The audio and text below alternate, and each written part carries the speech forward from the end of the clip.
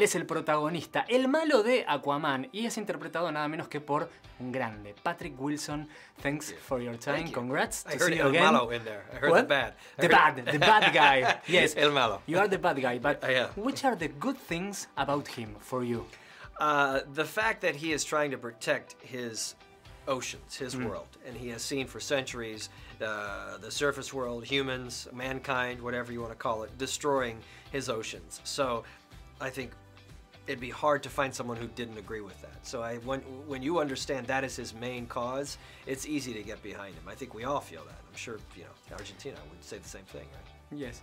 We saw a lot of villains on the silver screen, but how's the difference with Orm in this movie from them? Right. Well, I think the fact that he's blood related, that he's related to Aquaman, I think then you try to find the things that maybe bond them. It's very easy to see, you know, set him up as a guy who just wants his pure Atlanteans keep control of his army and rules with an iron fist.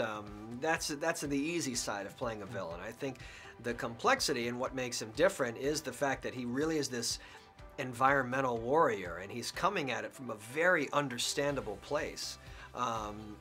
Which, if you're doing a movie about Aquaman, you have to deal with the way we treat the oceans. So I find it interesting that they leave that really up to the villain, because it sort of enables us as an audience to feel okay about a more violent response. Do you know what I mean? Yes. Like if Aquaman were going out to save the oceans, it would probably be a little kinder.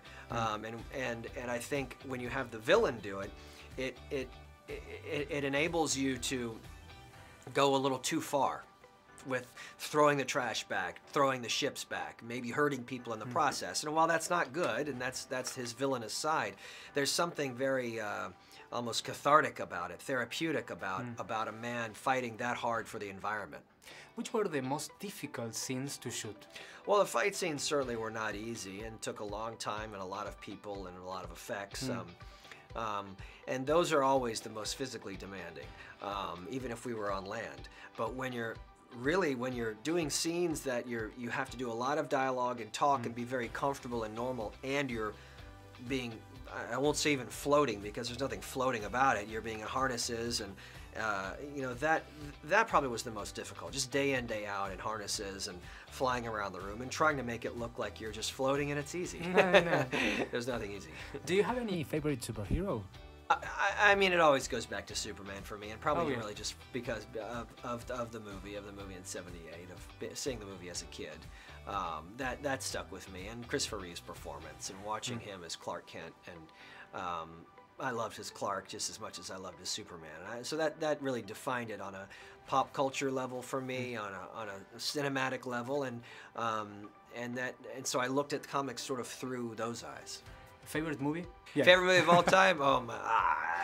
I can't give you one, but I know Empire Strikes Back would be in there, and probably a TV show. Godfather too. Favorite TV show? Yes. Oh my gosh! Also super tough. As a kid, I loved Dukes of Hazzard. There you go. Right. And to end this interview, do you know any Spanish word? Any Spanish word? Yes. Sí, vive en Florida. Viví en Florida. Y yo estudié español para muchos años. Por muchos años. Por muchos años. Pero no hablo fluidamente.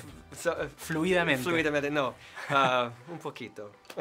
Muchas gracias. De nada. Thanks. Si te gustó este video, dale like, compartilo en tus redes sociales y suscríbete a mi canal. JaviPonzo.